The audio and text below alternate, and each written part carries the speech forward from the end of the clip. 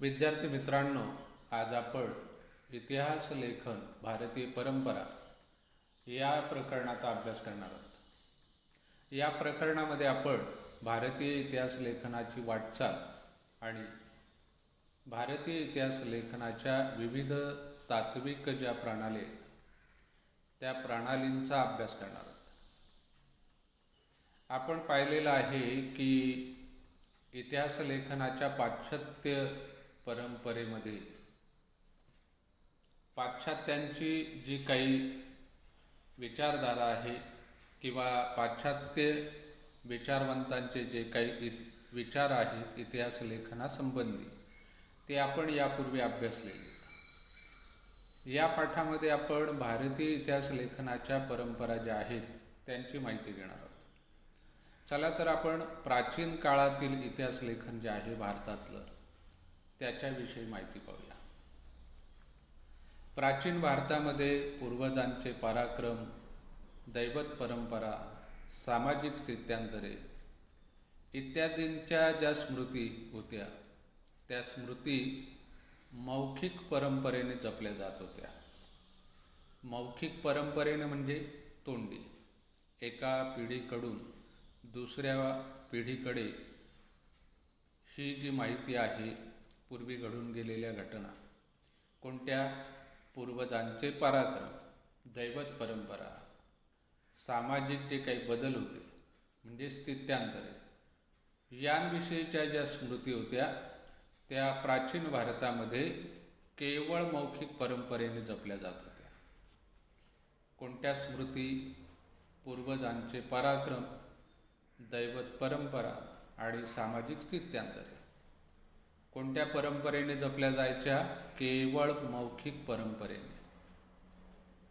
हडप्पा संस्कृतीमध्ये मिळालेल्या प्राचीन लेखांच्या आधारे भारतामध्ये लेखनकला इसवी सणापूर्वी 3ऱ्या सहस्रकापासून किंवा त्याही पूर्वीपासून अस्तित्वात होती असे दिसते. भारतामध्ये लेखनकला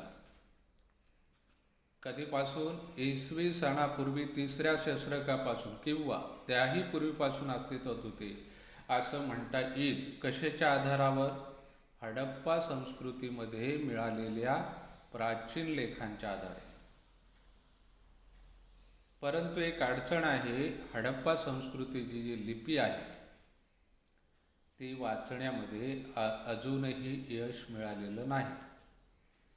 कशात यश आलेलं नाही? हडप्पा संस्कृतीची लिपी वाचण्यात. आता भारतामध्ये जे ऐतिहासिक स्वरूपाचं लिखित साहित्य जे आहे प्राचीन, ते कोरीव लेखांच्या स्वरूपातलं आहे. सर्वाधिक प्राचीन लिखित साहित्य कुठलं? भारतातलं. कोणत्या स्वरूपात आहे? कोरीव लेखांच्या. आता त्यांची सुरुवात जी आहे कोरीव लेखांची ती मौर्य सम्राट अशोकाच्या काळापासून म्हणजेच इसवी सणापूर्वी 3ऱ्या सहस्रकापासून. कोरीव लेखांची सुरुवात कोणत्या सम्राटाच्या काळामध्ये पासून होते? मौर्य सम्राट अशोकाच्या काळापासून. म्हणजेच कधीपासून? इसवी सणापूर्वी 3ऱ्या शतकापासून. 3ऱ्या शतकापासून सम्राट अशोकाचे कोरीव लेख जे आहेत, सम्राट अशोकांच्या काळातले कोरीव लेख कशावर आहेत माहिती आहेत? प्रस्तरांवर आणि दगडी स्तंभांवर. ज्या दगडी भिंती असायच्या आणि दगडी खांब असायचे त्यांच्यावर हे कोरीव लेख आहेत. कोणत्या सम्राटाच्या काळापासून कोरीव लेखांची सुरुवात झालेली आहे? ती मौर्य सम्राट अशोकाच्या काळापासून. आणि शतक कधी? 3रं.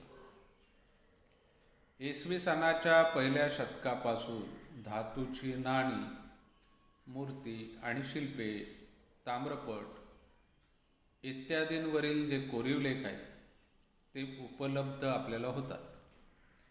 कधीपासूनचे? पहिल्या शतकापासूनचे. कशावर आहे ते कोरीव लेख? धातूची नाणी, मूर्ती, शिल्पे आणि ताम्रपट यांच्यावर हे कोरीव लेख आहेत. आणि हे जे कोरीव लेख आपल्याला सापडतात त्या कोरीव लेखांवरून महत्त्वाची ऐतिहासिक माहिती आपल्याला मिळते. या लेखांमधून, या कोरीव लेखांमधून संबंधित राजाचा काळ, वंशावळ, राज्यविस्तार, तत्कालीन शासन व्यवस्था, महत्त्वाच्या राजकीय घडामोडी, तत्कालीन सामाजिक रचना, हवामान, दुष्काळ यासारख्या महत्त्वाच्या बाबींची माहिती आपल्याला मिळते. कशातून? धातूची नाणी, मूर्ती, शिल्पे आणि ताम्रपटात. कधीपासूनचे हे कोरीव लेख उपलब्ध होत आहेत? 1ल्या शतकापासून. या कोरीव लेखातून कशाची माहिती मिळते आपल्याला? संबंधित राजाचा काळ, वंशावळ, राज्यविस्तार, तत्कालीन शासन व्यवस्था, महत्त्वाच्या राजकीय घडामोडी, तत्कालीन सामाजिक रचना, हवामान, दुष्काळ यासारख्या ज्या महत्त्वाच्या बाबी आहेत त्यांची माहिती आपल्याला या कोरीव लेखांतून मिळते. आपण जर प्राचीन भारतीय साहित्याचा विचार केला तर भारताचं जे प्राचीन साहित्य आहे, लिखित साहित्य, त्याच्यामध्ये रामायण आहे, महाभारत आहे, ही महाकाव्य. रामायण आणि महाभारत ही भारताची प्राचीन महाकाव्ये जी आहेत हे प्राचीन साहित्य. त्याचबरोबर पुराणे, जैन आणि बौद्ध ग्रंथ या धर्मग्रंथांखेरीज भारतीय ग्रंथकारांनी लिहिलेले जे ऐतिहासिक स्वरूपाचं साहित्य आहे, कोणी लिहिलं आहे? भारतीय ग्रंथकारांनी. ते साहित्य हे प्राचीन भारतीय साहित्य आहे. 2 महाकाव्य कोणती? रामायण आणि महाभारत. धर्मग्रंथ कोणते? जैन आणि बौद्ध यांचे. त्याचबरोबर भारतीय इतिहासकारांनी लिहिलेले ऐतिहासिक स्वरूपाचं साहित्य. आणखी परकीय प्रवाशांची जी प्रवास वर्णने आहेत हे सगळं प्राचीन भारतीय साहित्य आहे आणि ते इतिहास लेखनाचं महत्त्वाचं साधन आहे. इतिहास लेखनाचं महत्त्वाचं ते साधन आहे. कुठलं? भारतातलं. आता प्राचीन काळातील राजांची जी चरित्रे आहेत किंवा राजघराण्यांचा इतिहास सांगणारे लेखन आहे ते भारतीय इतिहास लेखनाच्या वाटचालीमधलं महत्त्वाचे टप्पे आहेत. भारतीय इतिहास लेखनाच्या वाटचालीतील महत्त्वाचे टप्पे कोणते? तर प्राचीन काळातील राज्यांची चरित्रे आणि राजघराण्यांचे इतिहास सांगणारे लेखन. इसवी सनाच्या 7व्या शतकात. कोणत्या शतकात? 7व्या. बाणभट्ट या कवीने लिहिलेलं जे हर्षचरित हे संस्कृत काव्य जे आहे ते ऐतिहासिक चरित्र ग्रंथाच्या स्वरूपाचं आहे. कोणत्या कवीने लिहिलेलं? बाणभट्ट. हे जे संस्कृत काव्य ऐतिहासिक चरित्र ग्रंथाच्या स्वरूपाचं आहे. त्या संस्कृत काव्याचं नाव काय? हर्षचरित. कधी लिहिलं ते? इसवी सनाच्या 7व्या शतकात. आता हे जे हर्षचरित हा जो चरित्र ग्रंथ आहे ऐतिहासिक स्वरूपाचा, त्याच्यामध्ये तत्कालीन सामाजिक, आर्थिक, राजकीय, धार्मिक आणि सांस्कृतिक जीवनाचं वास्तववादी चित्रण केलेलं आहे. कोणत्या ग्रंथामध्ये? हर्षचरितमध्ये. कोणी लिहिलं आहे हर्षचरित? बाणभट्ट या कवीने लिहिलं आहे. कोणत्या भाषेत लिहिलं आहे? संस्कृतमध्ये लिहिलं आहे. कधी लिहिलं? इसवी सनाच्या 7व्या शतकात.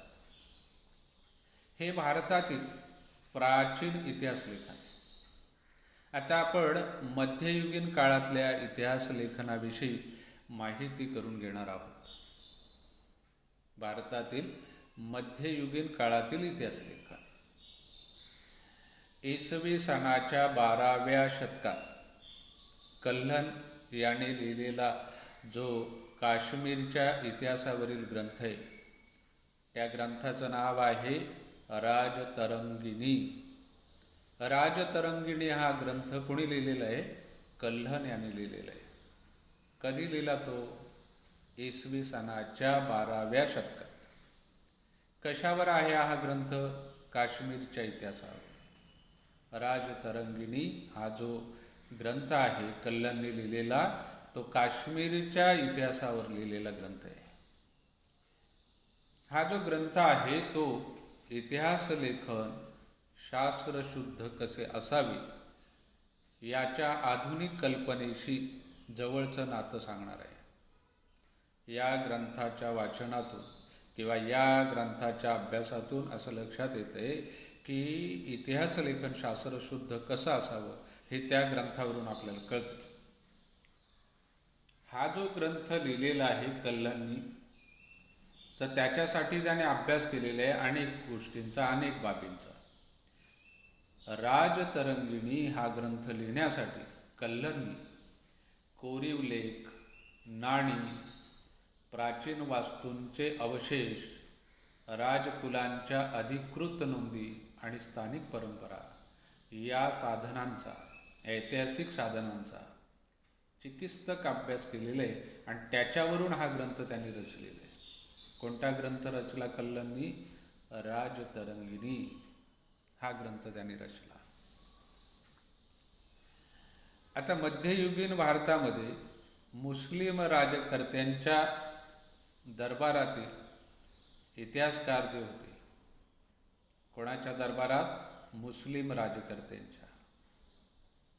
हे जे इतिहासकार होते मध्ययुगीन भारतातले, जे मुस्लिम राजकर्त्यांच्या दरबारात होते, त्यांच्या लेखनावर अरबी आणि फारसी या इतिहास लेखनाच्या परंपरेचा प्रभाव आपल्याला दिसतो.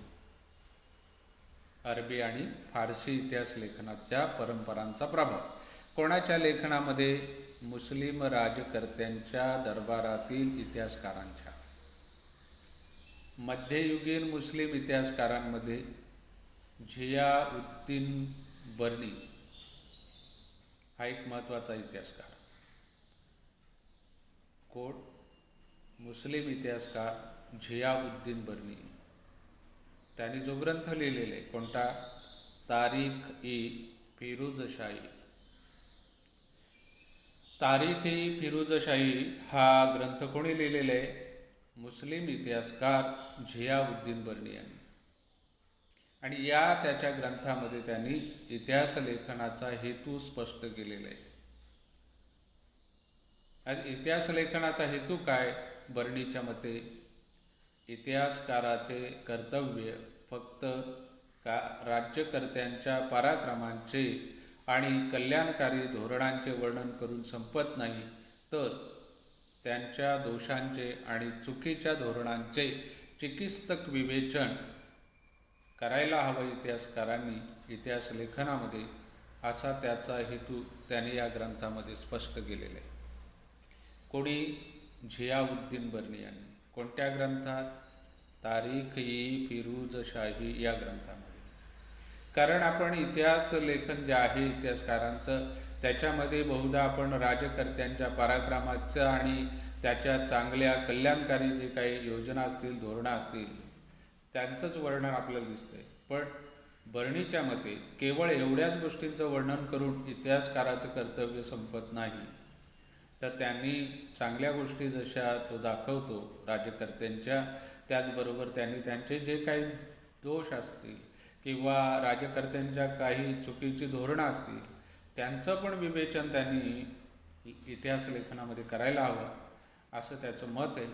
त्याचबरोबर बर्नी म्हणत आहे की त्या काळामधील विद्वान व्यक्ती असतील, अभ्यासक असतील, साहित्यिक असतील, संत असतील, यांचा सांस्कृतिक जीवनावरती प्रभाव असतो. तो प्रभावसुद्धा इतिहास लेखनामध्ये लक्षात घ्यायला हवा, अशी विचारसरणी होती बर्नीची, झियाउद्दीन बर्नीची. राजकर्त्यांच्या बरोबर इतिहास लेखनामध्ये विद्वान व्यक्ती, अभ्यासक, साहित्यिक आणि संत यांचाही विचार करायला हवा इतिहास लेखनामध्ये, असं त्याचं मत आहे. अशी त्याची विचारसरणी. कोणाची? झियाउद्दीन बर्नी याची. मुघल बादशाहांच्या दरबारातील इतिहासकारांच्या लेखनात आपल्याला राज्यकर्त्यांची स्तुती आणि त्यांच्याबद्दलची निष्ठा या गोष्टी दिसतात. हे त्यांच्या इतिहास लेखनाचे पैलू विशेष आहेत. कोणाच्या? मुघल बादशाहांच्या दरबारातील. त्यांच्या लेखनामध्ये राज्यकर्त्यांची स्तुती आपल्याला दिसते आणि निष्ठा व्यक्त केलेली आपल्याला दिसते मुघल बादशाहांच्या दरबारातील इतिहासकारांच्या लेखनात. त्याचबरोबर समर्पक पद्य उतारे आणि सुंदर चित्रांचा अंतर्भाव करण्याची पद्धती जी आहे ती मुघल बादशाहांच्या दरबारातील इतिहासकारांच्या लेखनामध्ये सुरू झाली. मुघल बादशाहांच्या दरबारातील जे इतिहासकार आहेत त्यांनी इतिहास लेखनामध्ये 2 गोष्टी आणखी समाविष्ट केल्या. त्या म्हणजे समर्पक पद्य उतारे आणि सुंदर चित्रांचा अंतर्भाव. ही पद्धत मुघल बादशाहांच्या दरबारातील इतिहासकारांनी सुरू केली. मुघल साम्राज्याचा संस्थापक बाबर याचं आत्मचरित्र तुझुक-ई-बाबरी हे आत्मचरित्र आहे. तुझुक-ई-बाबरी हे काय आहे? आत्मचरित्र. कोणाचं? मुघल साम्राज्याचा संस्थापक बाबर याचं. मुघल साम्राज्याची स्थापना कोणी केली? बाबर याने केली. आणि त्याचं आत्मचरित्र कोणतं?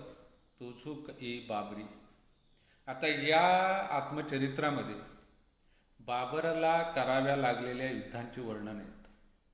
त्याचबरोबर त्यांनी जो प्रवास केलेले, ज्या ज्या प्रदेशांच्यामध्ये तो गेलेले, त्या प्रवास केलेल्या प्रदेशांची, शहरांची वर्णनं या ग्रंथात आहेत. तेथील स्थानिक अर्थव्यवस्था, रीतिरिवाज, वनस्पती सृष्टी यांची बारीक निरीक्षणे या चरित्र ग्रंथामध्ये आपल्याला दिसतात, आत्मचरित्रामध्ये दिसतात. बाबर युद्धासाठी ज्या ज्या ठिकाणी गेले, ज्या ज्या प्रदेशांमध्ये गेलाय, तिकडची शहरं, तिकडचे प्रदेश, त्या ठिकाणच्या स्थानिक अर्थव्यवस्था, रीतिरिवाज, वनस्पती सृष्टी या सगळ्याची अगदी बारीक निरीक्षणे या आत्मचरित्रामध्ये आपल्याला दिसतात. कोणतं चरित्र? तुझुक-ई-बाबरी. कोणाचं आहे ते? मुघल साम्राज्याचा संस्थापक बाबर याचं. इतिहास लेखनाच्या चिकित्सक पद्धतीच्या दृष्टीने अबुल फजल याचा जो ग्रंथ आहे अकबरनामा